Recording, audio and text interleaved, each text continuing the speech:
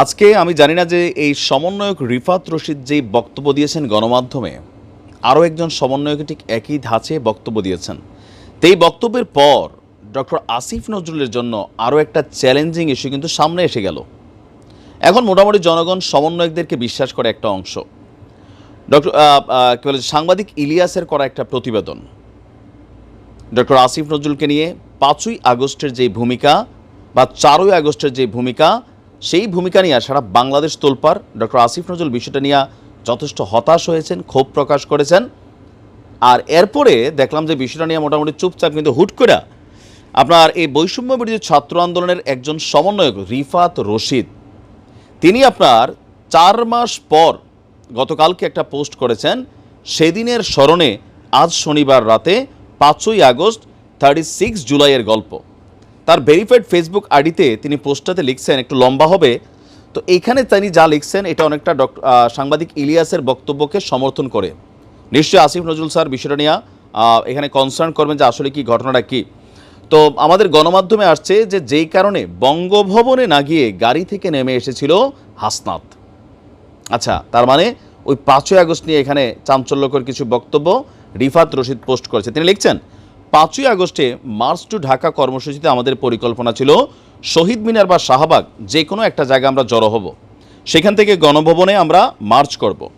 তো যদি আমাদের উপর মানে ম্যাসাকার চালায় তাহলে আমরা সশস্ত্র সংগ্রামের দিকে যাব। এখানে একটা প্রশ্ন চলে আসে, সশস্ত্র সংগ্রামের জন্য তোমাদের কাছে অস্ত্র কই থেকে ছিল? এটা কিন্তু খুবই একটা ইস্যু। এর আগে আসিফও বলছিলেন যে যদি ওই দিন এটা না হতো তারা সশস্ত্র সংগ্রাম করতো। তো এই ছাত্ররা বা এই সিন্ডিকেট কারা, যাদের কাছে এই মেশিনারিজ আছে, তো যেহেতু এমনিতেই সরকার পতন হয়েছে, তাহলে এই সশস্ত্র সংগ্রামের অস্ত্রগুলো কোথায়? নাকি যার কাছে যা ছিল লাঠি, তারপর হচ্ছে যে দা, বল্লম, ছুরি, এগুলো নিয়ে নামতো? সেটা একটা প্রশ্ন, এটা নিয়ে দুইবার আলোচনা আসলো। তো রিফাতের বক্তব্য হচ্ছে যে 5 তারিখের পর যাতে আন্দোলনের নির্দেশনার অভাবে নিস্তেজ না হয়, এটা নিয়ে আবার নাহিদের একটা নির্দেশনা ছিল। তো যাই হোক, তিনি লেখছেন যে সকাল থেকে ঢাকার পরিবেশ ছিল থমথমে। সকালেই শহীদ মিনারে গুলি চলে। আসিফ বাকের মোয়াজ্জেম ভাইকে হত্যার জন্য চানখারপুলে 52 ইউনিটের উপর থেকে স্নাইপার দিয়ে গুলি চালায়। কিন্তু একটা পর্যায়ে মোটামুটি অর্গানিকভাবেই আমরা গণভবন অভিমুখে মার্চ করি। লক্ষ লক্ষ মানুষের ঢল ছিল। শাহবাগে আমরা যখন ছিলাম, বিভিন্ন সোর্স থেকে নিউজ আসতে থাকে হাসিনা পদত্যাগ করে ক্ষমতা সেনাবাহিনীর কাছে হ্যান্ডওভার করবে। আসিফ ভাই শাহবাগ থেকে ভিডিও বার্তা দেন যে সেনা শাসন এদেশের জনগণ মানবে না। আমিও ভিডিও বার্তা দেই, পোস্ট করি যে দেশের ভবিষ্যৎ ক্যান্টনমেন্ট থেকে নয়, নির্ধারিত হবে অভ্যুত্থানের মঞ্চ থেকে। সারা দেশের মানুষ আমাদেরকে সমর্থন জানায়, সেনা শাসন সেখানে নস্যাৎ হয়ে যায়। এরপর শাহবাগ থেকে গণভবন অভিমুখে লং মার্চ শুরু হয়। তখনও আমরা জানতাম না শেখ হাসিনা পালিয়ে গেছেন কিনা। তো পরে আমরা শুনছি যে তিনি পালিয়ে গেছেন। আচ্ছা, তো এখানে তিনি বলছেন যে রিফাতের বর্ণনায় দুপুর থেকে আসিফ নজরুল স্যার, নাহিদ ভাই, আসিফ ভাই, মাহফুজ ভাইকে খুঁজছিলেন 5ই আগস্ট বঙ্গভবনে আমাদের নিয়ে যাওয়ার জন্য। মানে আসিফ স্যার তাদেরকে নিয়ে যাওয়ার জন্য খোঁজ করছিলেন। এই জায়গা থেকে রিফাতের বক্তব্যটা খুবই গুরুত্বপূর্ণ। তো বলছে যে আমরা যারা দীর্ঘদিন ক্যাম্পাসে অ্যাক্টিভিজম করেছি, তাদের মাঝে প্রাথমিক বোঝাপড়া থাকার জন্য আমরা সকলেই জানতাম আমরা বঙ্গভবনে যাব না। আমরা আমাদের ডিসিশন শাহবাগের জনতার মঞ্চ থেকে হবে। নাহিদ, আসিফ, মাহফুজরা আমরা দেখছি। আপনার এই অংশটা খুবই গুরুত্বপূর্ণ। আমি একটু গুরুত্বপূর্ণ অংশগুলো আপনাদের সামনে হাইলাইট করতে চাচ্ছি, যেটা নিয়ে আসলে পেচকিটা লাগছিল। তো তার বক্তব্য হচ্ছে আচ্ছা, যে আমরা সবাই সিদ্ধান্তে একমত ছিলাম, কিন্তু ওই মুহূর্তে সবাই একসাথে বসে একটা একক সিদ্ধান্তে নিতে পারবো এই সুযোগ আমরা পাই নাই। আসিফ নজরুল স্যার নাহিদ, আসিফ, মাহফুজ ভাইদের রাজি করতে না পেরে হাসনাত ভাইকে অ্যাপ্রোচ করেন। মানে এখানে কিছুটা রহস্যময় বক্তব্য। আপনারা যারা আমাদের লং মার্চের ভিডিও দেখেছেন তারা জানেন যে নাহিদ, আসিফ ভাই এক রিকশায় ছিলেন, সার্জিস, হাসনাত ভাই অন্য একটা রিকশায় ছিলেন। ফলে নাহিদ, আসিফ, মাহফুজ ভাইরা বঙ্গভবনে যাবেন না এই সিদ্ধান্তটা হাসনাতরা জানতো না। আসিফ নজরুল স্যার হাসনাত ভাইকে অ্যাপ্রোচ করলে হাসনাত ভাই স্যারের সাথে গাড়িতে ওঠে বঙ্গভবনে যাওয়ার জন্য রওনা দেন, এই ভেবে যে আমরা সবাই বঙ্গভবনে যাচ্ছি।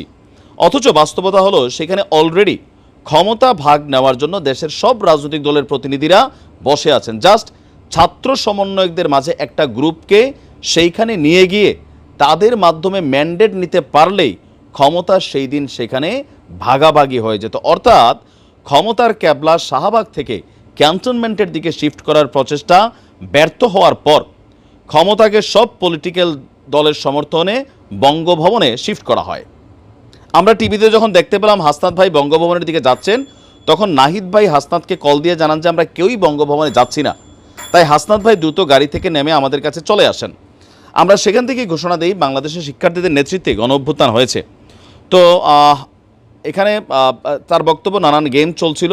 বাধ্য হয়ে মাঝরাতে ভিডিও বার্তার মাধ্যমে নাহিদ ভাই, আসিফ ভাই আর বাকের ভাই জানান যে ডক্টর ইউনূসকে প্রধান উপদেষ্টা করা হবে। এখন যেখানে একটু পেচকি লাগতেছে, যে সাংবাদিক ইলিয়াস বলছিলেন যে তিনি এই আসিফ স্যার তিনি আসলে 3 জন ছাত্রকে সেখানে টেকনিক্যালি ম্যানেজ করে নিয়ে গেছেন। আবার আসলে একটা ধোঁয়াশাপূর্ণ ইস্যু। রিফাত রশিদের এই বক্তব্যটা কোথাও না কোথাও আগুনের মধ্যে হালকা আবার ঘি ঢাললো, যে আসলে কি ঘটছে সেদিন আমরা এখনও বুঝতে পারতেছি না। তবে আসিফ স্যারকে সন্দেহ করার মতন সাহস আবার অনেকেরই হয় না, আমারও হয় না সিরিয়াসলি। যে তিনি দেখছি যে সেই আওয়ামী লীগ সরকারের সময় অনেক নির্যাতনের শিকার হয়েছেন টেকনিক্যালি, আবার এই আন্দোলনে যথেষ্ট ভূমিকা রাখছেন, তার বক্তব্যে সবাই অভিপ্রুত। এখন কী নিয়ে আসলে কোথায় থেকে কি, তবে এই সমন্বয়ক রিফাত রশিদ তার বিরুদ্ধে কিছু অভিযোগ আছে।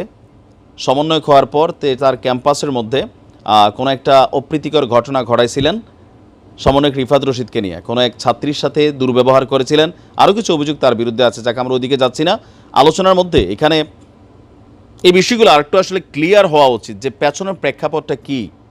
আবার আপনাদের খেয়াল থাকার কথা, হান্নান মাসুদ সেই দিন বলছিল যে 5ই আগস্ট কী হয়েছে, আরও অনেক কিছু কোনো দিন দরকার লাগলে সবার মুখোশ খুলে দিব, বা সেখানে আরও অনেক ঘটনা আছে। আসলে কি হয়েছে এটা তারা যদি কখনো ক্লিয়ার করে বলে তাহলে আমরা হয়তো বুঝতে পারবো। এক এক সময় এক একজন এক একটা বক্তব্য দিলে পেচকি লাগে। দেখা যাক, এগুলো হয়তো এক সময় উন্মোচন হবে, আমরা জানতে পারবো। ভালো থাকবেন।